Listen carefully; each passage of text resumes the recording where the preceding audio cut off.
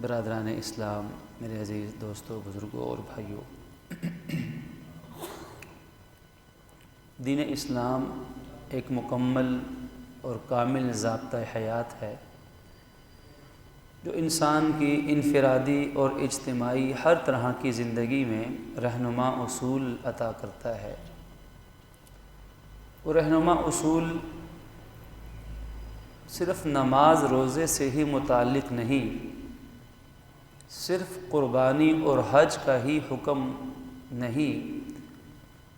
بلکہ عبادات کے ساتھ ساتھ معاشرت، اخلاقیات اور معاملات اس دین کا اکثر حصہ ہے۔ یہ بات، یہ جملے، یہ گزارشات اکثر آپ کی خدمت میں بار بار مختلف مواقع پر عرض کی جاتی ہیں، اور یہی اس دور میں مسلمانوں کا بہت بڑا المیہ ہے کہ مسلمانوں نے اپنے اس جامع اور عالمگیر دین کو صرف چند عبادات اور چند اعمال تک محدود سمجھ لیا ہے۔ اس لیے پھر دین پوری زندگی کے اعمال میں کیسے زندہ ہوگا؟ اس کے لیے کون محنت کرے گا؟ کون جان کھپائے گا؟ جبکہ قرآن پاک کا واضح حکم ایک نہیں سینکڑوں آیات ہمارے سامنے ہیں۔ جیسے آپ کے سامنے شروع میں عرض کیا گیا، اصول قرآن کی ہدایت تھی کہ تم سب کے سب پورے کے پورے دین میں داخل ہو جاؤ۔ تو کیا تجارت ہماری زندگی کا حصہ نہیں؟ کیا خرید و فروخت ہماری زندگی کے اعمال میں شامل نہیں؟ بلکہ یہ بات عرض کی گئی کہ ایک مرد کے لیے جس کو شریعت نے مکلف بنایا، جس پر کمانے کی ذمہ داری عائد کی ہے، ایک مرد بیچارے کی خاص طور پر ہمارے مشرقی معاشرے کے اندر تو زندگی کا اکثر حصہ اسی حلال کمانے کے چکر کی نظر ہو جاتا ہے۔ یعنی ایک مشرقی معاشرے میں خاص طور پر مرد کی زندگی کا اکثر حصہ، اکثر 24 گھنٹے کی سوچ اور فکر بیچارے کی یہی رہتی کہ میں نے کمانا کیسے ہے، میں نے نان نفقہ کیسے ادا کرنا ہے، ضروریات کیسے پوری کرنی ہے، اسی میں وہ رات دن ایک کرتا ہے۔ تو یہ کیسے ممکن ہے کہ جس دین نے 1.5 گھنٹے کی عبادت کا پورا نظام ہمیں دیا ہو، وہ دین ہمیں 23-22 گھنٹوں کا نظام کیوں عطا نہیں کرے گا؟ اب اس نظام معیشت، اسلامی نظام معیشت میں عرض کیا گیا تھا کہ سود کو حرام قرار دیا گیا ہے، اور سود کے مقابلے میں زکوٰۃ کو، خیرات کو، صدقات کو، ان کی حوصلہ افزائی کی گئی ہے۔ قرآن پاک کی مختلف آیات مبارکہ، مختلف احادیث، سورۃ البقرہ کے حوالے سے بھی عرض کیا گیا، جن کا خلاصہ یہ نکلتا ہے کہ پروردگار عالم نے سود کو حرام قرار دیا، حرم الربا، یہ حرام ہے۔ اس کے مقابلے میں جائز تجارت کو، معیشت کو اللہ نے حلال قرار دیا۔ پھر کہیں فرمایا کہ اللہ سود کو مٹاتا ہے، یمحق اللہ الربا، اور صدقات کو، نیکی کے کاموں میں لگنے والے پیسے کو بڑھاتا ہے۔ اب ایک طرف انسانوں کا بنایا ہوا نظام ہے جو سودی نظام کی بنیاد پر معیشت کو ٹھیک کرنا چاہتے ہیں،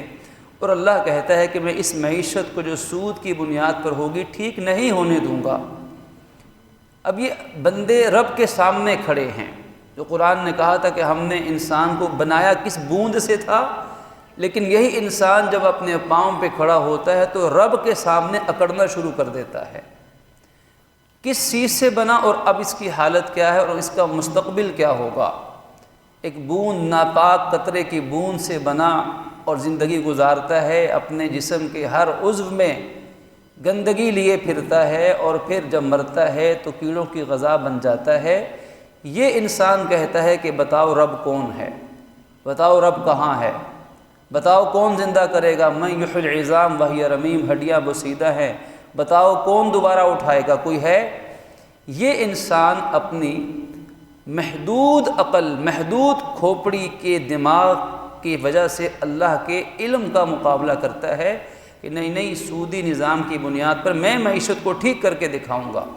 ہمارے پاس ماہرین کی ٹیم ایسی زبردست ہے، لیکن اللہ کہتا ہے کہ اللہ سود کو مٹا کے چھوڑے گا۔ تو سود مٹنے والی چیز ہے، جتنا بھی بڑھ جائے گا وہ معیشت کو مٹائے گا، بربادی لائے گا، امن چین ختم کرے گا اور کمر کی ہڈی معیشت کو توڑ کے رکھ دے گا، یہ اللہ فرماتا ہے۔ اسی طرح فرمایا کہ تم جو سود ہے یہ چھوڑ دو، ورنہ اللہ رسول کے ساتھ اعلان جنگ سن لو اور تیار ہو جاؤ جنگ کے لیے۔ کہیں فرمایا کہ اللہ نے اس کو حرام قرار دیا، اور کہیں یہ فرمایا کہ جس کو سود کی عادت پڑ جائے، چاہے وہ قوم ہے چاہے وہ ایک فرد ہے، تو اس کی حالت، دماغی حالت کیسی ہوگی؟ جیسے ایک باولا اور پاگل انسان ہوتا ہے جس کو شیطان نے اس کا دماغی توازن خراب کر دیا۔ دنیا کے اندر بھی سودی کاموں کے اندر ملوث ہونے والے انسان کی نیچر، اس کی فطرت میں لالچ، حسد اور دنیا کی تڑپ اور آخرت سے بے رغبتی اس کی فطرت میں پائی جاتی ہے۔ وہ آخرت سے دور رہتا ہے، آخرت کی زندگی، نیکی، ثواب، دین کی چیزیں اس کو غیر ضروری بلکہ ایک ناجائز بوجھ محسوس ہوتی ہیں، اور وہ دین کو ترقی کی راہ میں رکاوٹ سمجھ لیتا ہے۔ یہ جو دین ہے اصل میں یہی ترقی کی راہ میں رکاوٹ ہے، یہ پردہ رکاوٹ ہے، یہ داڑھی رکاوٹ ہے، یہ مسجد اور پگڑی رکاوٹ ہے۔ یہ جو اسلام حلال حلال کی باتیں کرتا ہے کہ حلال حلال کرو، حرام چھوڑو، یہی تو ہماری ترقی میں رکاوٹ ہے۔ یہ ذہنیت کب بنتی ہے؟ جب انسان دنیا کی لالچ میں اور حرام کے اندر پوری طرح سر تاپا ملوث ہو کر ڈوب جاتا ہے۔ تو قرآن کہتا ہے کہ حیران نہیں ہونا کہ ایسے بیوقوف انسان جو کہتے ہیں اسلام ترقی کی راہ میں رکاوٹ ہے، قرآن ترقی کی راہ میں رکاوٹ ہے، ان کی عقلوں پہ حیران نہیں ہونا، کیونکہ شیطان نے چھو کر ان کو خبتی بنا دی۔ یتخبطہ الشیطان من المس، کہ شیطان نے دنیا کے اندر بھی یہی حالت ہوگی کہ ان کو کوئی سمجھ نہیں آئے گی کہ حق اور سچ اور ہدایت کی بات عقل میں نہیں پڑے گی، اور آخرت میں تو ان کی حالت اور زیادہ خراب ہو جائے گی۔ قیامت میں اٹھیں گے تو باولے کتے کی طرح، معاذ اللہ ایک پاگل دیوانے مجنوں کی طرح، ہاتھ پاؤں ماریں گے لیکن کچھ بنے گا نہیں۔ یہ ذہنیت اور یہ فطرت قرآن کہتا ہے کس کی ہے؟ کہ جو سودی کام کے اندر یعنی حرام کے اندر اپنے آپ کو ملوث کر دیتا ہے۔ اسی لیے کہا کہ اسے چھوڑ دو،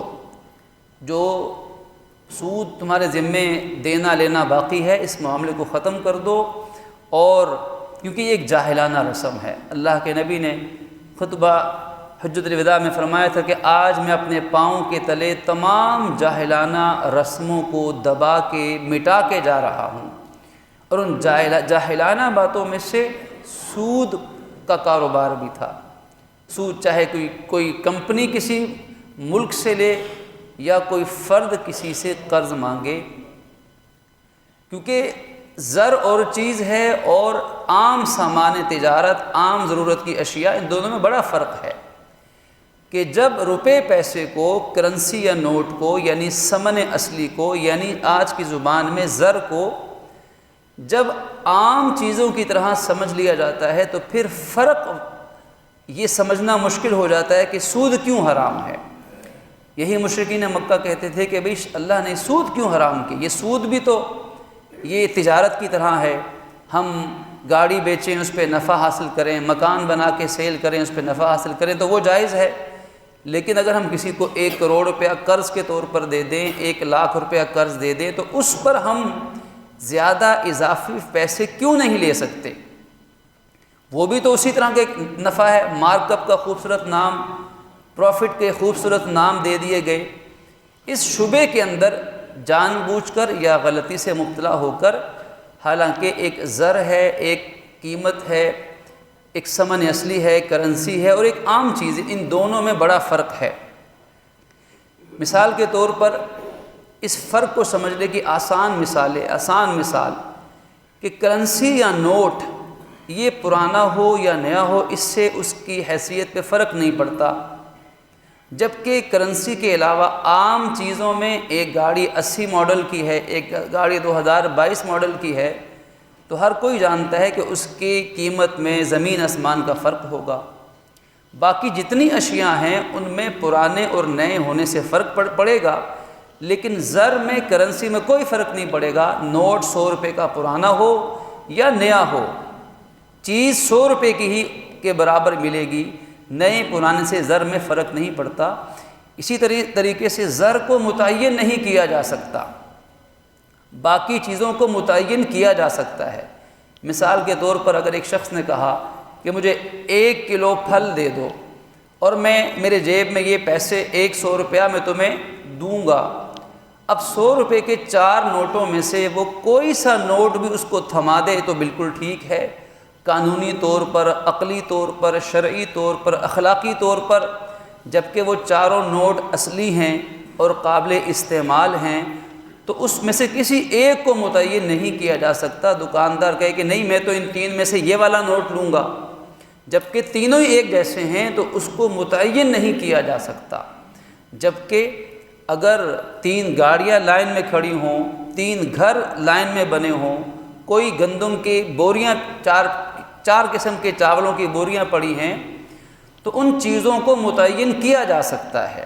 کہ مجھے فلاں میں سے فلاں چیز چاہیے، تو اشارہ کرنے سے وہ چیز متعین ہو جائے گی، اس چیز کا نام، اس کی قسم، اس کا برانڈ، کوالٹی، نمبر بتانے سے وہ چیز متعین ہو جائے گی، جبکہ زر کو متعین نہیں کیا جا سکتا۔ اسی لیے شریعت نے زر کو یعنی کرنسی کو قابل فروخت چیز نہیں گردانا، بلکہ جو زر ہے، کرنسی ہے، حقیقت میں تو یہ ایک ٹول ہے، ایک ذریعہ ہے تمام چیزوں کی خریداری کا، کہ ان سے چیزیں خریدی جا سکتی ہیں۔ ان کی خرید و فروخت کو شریعت نے گوارا نہیں کیا۔ اسی لیے امام غزالی رحمہ اللہ، شیخ الاسلام، ایک جگہ لکھتے ہیں کہ زر کی، پیسے کی بھی خرید و فروخت شروع کر دینا یہ اللہ کی نعمت کی ناشکری ہے۔ امام غزالی،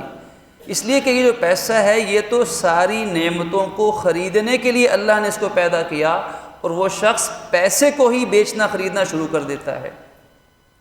تو اس لیے یہ فرق ہے بنیادی طور پر 1 روپے پیسے کی اس کرنسی کے اندر اور عام چیزوں کے اندر۔ اسی لیے شریعت نے پھر یہاں حکم لگایا کہ اب کسی نے اگر کسی کو 1 لاکھ روپیہ دیا، بطور قرض کے دیا یا بطور امانت کے دیا، تو اس میں سے 1 روپیہ بھی زائد لینا اس کے لیے ناجائز ہے۔ اب دونوں میں بڑا فرق ہے، ایک تجارتی معاملہ ہے، ایک شراکت داری ہے، پارٹنرشپ ہے، کوئی دوسرا معاملہ ہے خرید و فروخت کا، اور 1 روپے پیسے کا تبادلہ ہے جس میں قرض کی شکل ہے۔ اب ان دونوں میں بہت بڑا اس معاملے کی اصل میں ہی جڑ میں فرق ہے۔ ایک آدمی کسی کو 1 لاکھ روپیہ دیتا ہے، 10 لاکھ دیا، 10 کروڑ دیا کہ تم یہ میری طرف سے اپنے کاروبار میں میری طرف سے یہ شراکت قبول کر لو۔ اس نے 10 کروڑ اس کا لیا، خود محنت شروع کی، کاروبار شروع کیا، 10 کروڑ اس سے لیا، 10 کروڑ خود ڈال دیا، دونوں نے ایک کمپنی بنائی، پارٹنرشپ سٹارٹ ہو گئی، شروع ہو گئی۔ اب یہ دونوں نفع کے اندر بھی شریک ہوں گے اور نقصان کے اندر بھی شریک ہوں گے، اپنے اپنے پیسے کے مطابق، اپنے اپنے شیئرز کے مطابق ان کے اندر پروفٹ بھی تقسیم ہوگا اور نقصان بھی، نفع نقصان دونوں کا رزق دونوں میں یہ شریک ہوں گے۔ اگر یہ شرط لگا دے کہ میں تمہارے ساتھ شراکت کروں گا لیکن صرف نفع میں کروں گا اور نقصان میں تمہارے ساتھ شریک نہیں ہوں گا، تو ظاہر ہے کہ پھر یہ شراکت داری نہیں ہوگی، یہ تو قرض کا معاملہ ہو جائے گا۔ اس لیے کہ تجارت کے اندر نفع اور نقصان دونوں میں شراکت داری ضروری ہے، اور اس میں کوئی خاص رقم بھی متعین نہیں کی جا سکتی۔ ایک نے 1 کروڑ دیا، دوسرے نے 2 کروڑ دیا، اپنے اپنے حصے کے مطابق اس کی شرح متعین کی جا سکتی ہے کہ ایک پرسنٹیج کہ بھئی 50% میرا، 50 تمہارا، یا 40% تمہارا، 60% میرا، اس کی شرح ایک ریشو، خاص مقدار تو متعین ہو سکتی ہے، لیکن تجارتی معاملے کے اندر فکس اماؤنٹ کرنا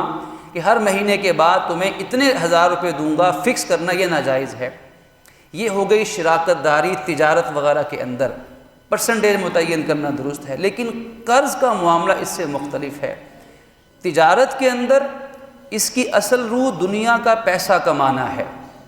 تجارت کا مقصد ہے پیسے جمع کرنا، پیسہ کمانا۔ یہ اس کی بنیاد ہے، اس کا ضابطہ مختلف ہے، نفع نقصان میں شراکت داری ہے، تجارت کے اپنے اصول و ضوابط ہیں۔ لیکن ہے اگر قرض کا معاملہ، تو قرض کے معاملے کا بنیادی مقصد یا اس کی اصل روح وہ دنیا نہیں بلکہ آخرت کا ثواب ہے۔ قرآن مجید میں اللہ نے یہ تو فرمایا کہ اگر تم اللہ کو اچھی طریقے سے قرض دو تو اللہ اس کو دگنا کر دے گا، یعنی اللہ اس مال میں برکت پیدا کرے گا، اس مال کا ثواب عطا کرے گا،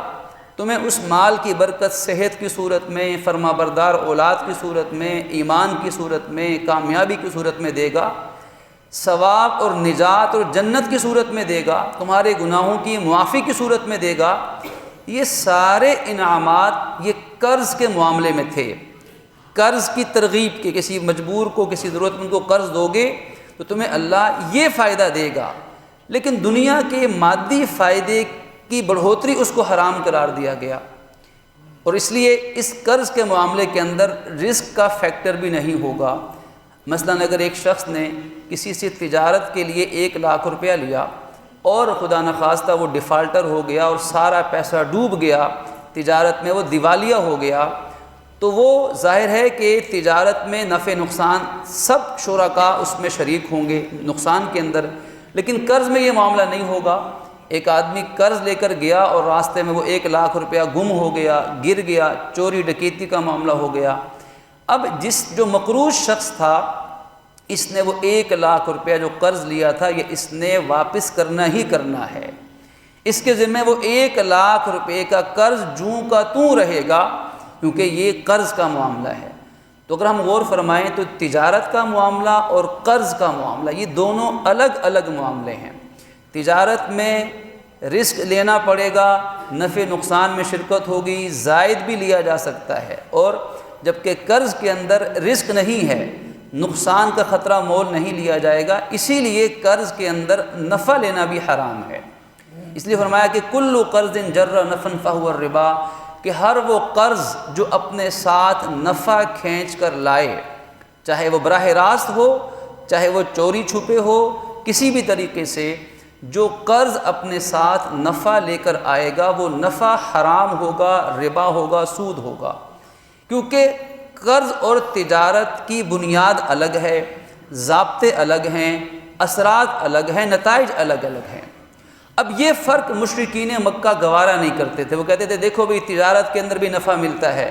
اگر ہم کوئی گھوڑا بیچیں اس پہ نفع لیتے ہیں تو ہم 1,00,000 دینار دے دیں، 1,00,000 درہم دے دیں، تو اس پر ہم نفع کیوں نہیں لے سکتے؟ تو بنیادی طور پر ایک زر ہے، کرنسی ہے، اور ایک عام چیزیں ہیں، ان کے اندر بھی فرق ہے۔ تجارت اور اسی طرح قرض کا معاملہ، ان دونوں میں فرق ہے۔ یہی حال امانت کے معاملے کا بھی ہے کہ امانت اور دیانت کے اندر ثواب کی نیت ہونی چاہیے، نہ کہ مادی نفع کی۔ ایک شخص کسی سے امانت لیتا ہے تو امانت کو استعمال کرنا ناجائز ہے، جیسی امانت دی ویسی لوٹانا فرض ہے، اس کو امانت کو استعمال نہیں کر سکتا، امانت تو صرف حفاظت کے لیے لی جا سکتی ہے۔ اور اس پہ ملے گا کیا؟ ایک تاجرانہ ذہنیت، ایک مادی ذہنیت سوال کرتی کہ بھی امانت کسی کی اپنے گلے میں ڈالنا،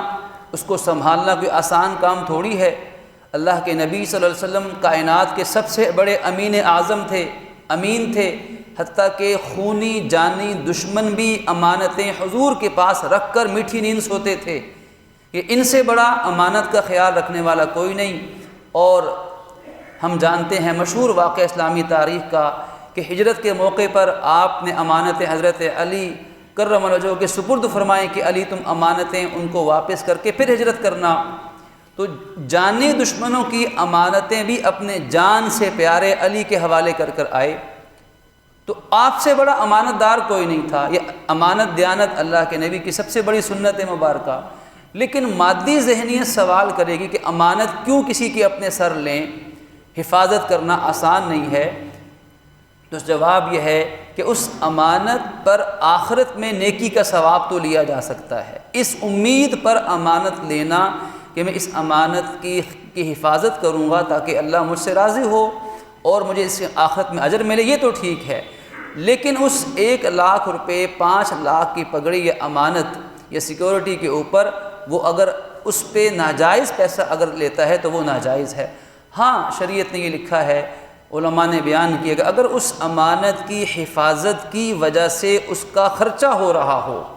جیسے اس نے وہ امانت کسی لاکر میں رکھوا دی اور اس کے اخراج، اس لاکر کی ایک فیس ہے جو اس کو دینی پڑتی ہے، تو یہ فیس، اس کی حفاظت کی فیس یا اخراجات جو اس کے امانت پر لگتے ہیں، اتنے وہ لے سکتا ہے، لیکن اس اپنی امانت داری کی قیمت وہ دنیا کی مادی چیزوں کے مقابلے میں وصول نہیں کر سکتا،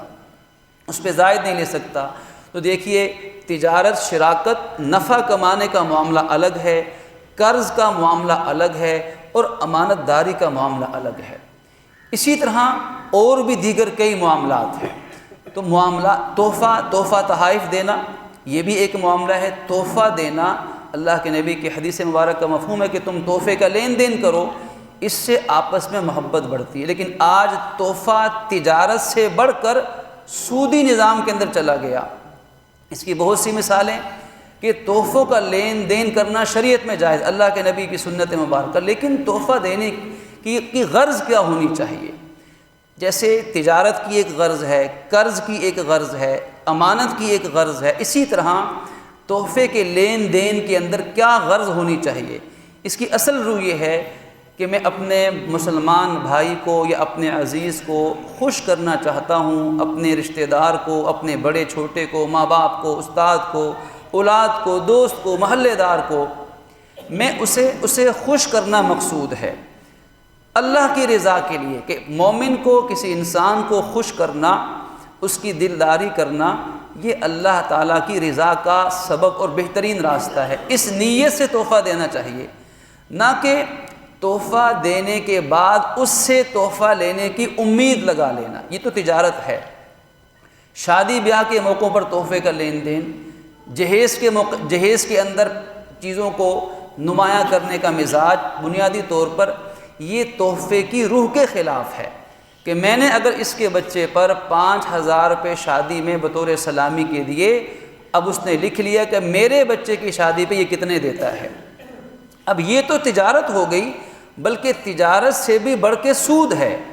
کہ اگر اس نے اتنا نہیں دیا تو یہ ہمارے معاشرے کے اندر یہ زندہ واقعات ہیں، یہ کوئی افسانوی بات نہیں ہے، زندہ واقعات ہیں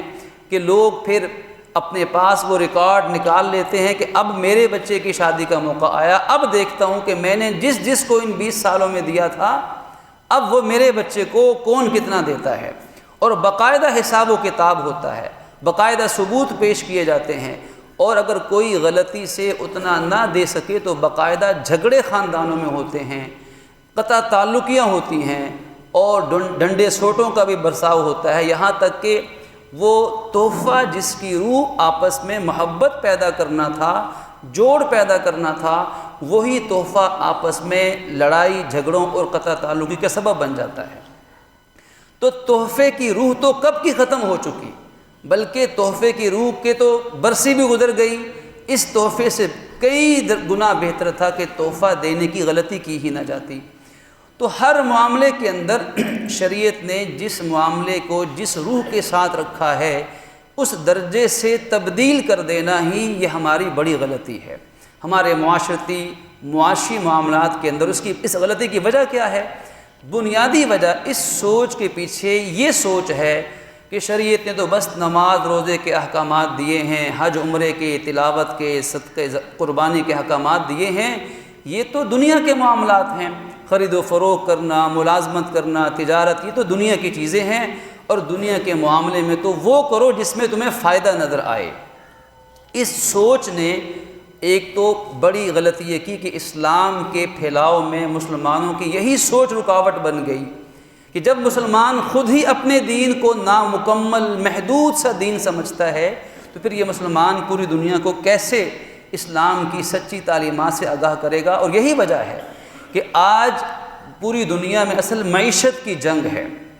کہ نام نہاد قوتیں، اسلام دشمن قوتیں اور باطل کی محنت اس معیشت کی بنیاد پر کہ مسلمان ملک، کہ جس ملک سے انہیں خطرہ ہے کہ فلاں ملک اسلام کو دنیا میں پھیلانے کا سبب بنے گا، تو سب سے زیادہ معاشی طور پر آج دنیا میں اسی ملک کو کمزور کیا جاتا ہے، مختلف حربوں سے ایک لمبی داستان ہے، دل کے پھپولے جل اٹھے سینوں کے داغ سے، اس گھر کو آگ لگ گئی گھر کے چراغ سے، یہ ایک لمبی داستان ہے کہ کس کس اسلامی ملک کو کیسے کیسے کمزور کیا گیا معاشی طور پر، تاکہ یہ ہمارے سامنے ہاتھ پھیلاتے رہیں، ان کی جھولیاں ہمارے سامنے اٹھتی رہیں، نگاہیں جھکتی رہیں، اور ہم ان کو امداد کے نام پر سودی قرضے دیتے چلے جائیں، اور ان کی آزادی دینی، معاشی، معاشرتی، انسانی حقوق تک ہم ان سے چھین لیں، اور چونکہ یہ ہمارے دست نگر ہیں یہ کچھ کر نہیں سکیں گے۔ بغیر حملوں کے، بغیر بم گرائے ہم ان کی نسلوں کو اپنی غلامی میں جکڑ لیں گے۔ پیچھے بنیادی غلطی کہ اسلام کا جو فہم ہے، دین کا فہم ہے، دین پہ عمل ہے، تو اللہ ہمیں دین کو صحیح سمجھنے کی توفیق عطا فرمائے۔ اس سودی نظام کی وجہ سے، اس کو نہ سمجھنے کی بنیاد پر، اس کے لیے کوشش نہ کرنے کی وجہ سے آج عرصہ دراز ہمارا وطن پاکستان، جس کی بنیادوں میں ہی حلال لوگوں کا خون تھا، پاکیزہ خون تھے، پاکیزہ ارادے تھے، اسلامی نظام کے لیے بنا، لیکن آج عرصہ دراز کے بعد بھی ہم سود سے نجات نہیں پا سکے۔ کم سے کم ہم دعا کریں کہ جو لوگ اس میدان میں محنت کر رہے ہیں، اللہ ان صحیح محنت کرنے والوں کو ان کی مدد بھی فرمائے، انہیں توفیق بھی عطا فرمائے، اور ہم سے بھی کوئی نہ کوئی کام لے لیں موت سے پہلے کہ نماز روزے کے علاوہ بھی اللہ ہم سے بھی کوئی ایسا کام لے لے جو ہمارے مرنے کے بعد ہمارے لیے صدقہ جاریہ بنا رہے۔ سود کو نہ سمجھنے کی وجہ سے اللہ نے سود کو حرام کیا، اور اس کا بنیادی نقصان کیا تھا کہ یہ معیشت کو تباہ کرنے والی چیز ہے۔ سود کی بنیاد پر امیر انسان امیر سے امیر تر اور امیر تر سے امیر ترین ہوتا چلا جائے گا، اور سود کی وجہ سے ایک غریب تر سے غریب ترین ہو کے خودکشی کر لے گا۔ یہ جو بہت بڑا معاشی فرق ہمارے معاشرے میں ہمیں دکھائی دیتا ہے، اور جہاں بھی سود کی لعنت ہوگی یہ فرق ضرور ہوگا کہ امیر ترین بھی ہوگے کہ 700 نسلیں بیٹھ کے کھائیں تو ختم نہ ہو، اور لوگ فاقہ کشی سے خودکشیاں بھی کر رہے ہوں گے، ایک ہی معاشرے کے اندر رہنے والے۔ اتنا بڑا فرق اللہ نے فرمایا تھا کہ اللہ کی معیشت، اسلام کی معیشت کا یہ برکت تھی کہ امیر ترین اور غریب ترین نہیں ہوگا۔ کئی لا یکون دونۃ بین الاغنیاء منکم، کہ پیسہ چند لوگوں کے ہاتھوں میں سمٹ کر رہ جائے گا، یہ سود کی وجہ سے ہوگا۔ زکوٰۃ اس کا بہترین حل تھا۔ سود سے کیا ہوگا کہ ساری دولت گویا کہ خون دل میں آ کے جمع ہو جائے گا، تو ظاہر ہے کہ انسان کا دل فیل ہو جائے گا، دل کام کرنا چھوڑ جائے گا۔ پھر سودی نظام کی وجہ سے پیسے والے سست ہوں گے۔ اب کوئی پرواہ نہیں کہ 4 کروڑ بینک میں پڑا ہے، مہینے بعد چند لاکھ روپیہ خیرات کے طور پر چند فیصد مل جائے گا، کمانے کی کوشش نہیں کریں گے۔ جو اصل حقیقی معاشی سرگرمیاں ہیں، جو اصل معاشی سرگرمیاں ہیں، وہ مفلوج ہو جائیں گی، وہ ختم ہو جائیں گی، اور سست روی سے، بغیر محنت کے، بغیر کوشش کے پیسے والوں کو پیسے سے پیسہ بنانے کی عادت پڑ جائے گی، اور محنت ساری غریب کرے گا، کمزور مزدور کرے گا، اور اس کی محنت کا جو نفع ہے وہ سب دولت مند لے جائیں گے۔ اب کیا ہوگا کہ غریب احساس کمتری میں جائے گا، غریب امیر سے نفرت کرے گا، حسد کرے گا، خودکشی کرے گا، مایوس ہوگا، چوری ڈکیتی گناہ کی طرف اس کی توجہات جائیں گی، اور امیر سستی کی وجہ سے، غفلت کی وجہ سے، پیسے کی کثرت کا نقصان، وہ حرام کاموں کے اندر پیسے کو غلط استعمال کی طرف جائے گا۔ یوں معاشرہ، پورا معاشرہ جب معیشت تباہ ہوگی تو پھر معیشت کے بغیر نہ دین کے اعمال ہیں، نہ عبادات ہیں، نہ معاشرت ہے۔ ہم اس قوم کو 100 دفعہ اخلاقی بیانات لیکچر سنا دیں، لیکن جو قوم بھوکی مر رہی ہوگی وہ ہمارے اخلاقی لیکچر، ہمارے یونیورسٹیوں کے تھیسز، وہ ہمارے دارالافتاؤں کے فتوے، وہ ہمارے مسجدوں کے وعظ کبھی نہیں سنیں گے جب تک معیشت کی بہتری کی طرف توجہ نہیں جائے گی۔ اللہ رب العزت ہمیں سود کی طرح ہر حرام سے بچ کر اپنی معیشت کو دینی اصولوں پہ استوار کرنے کی توفیق عطا فرمائے۔ وآخر دعوانا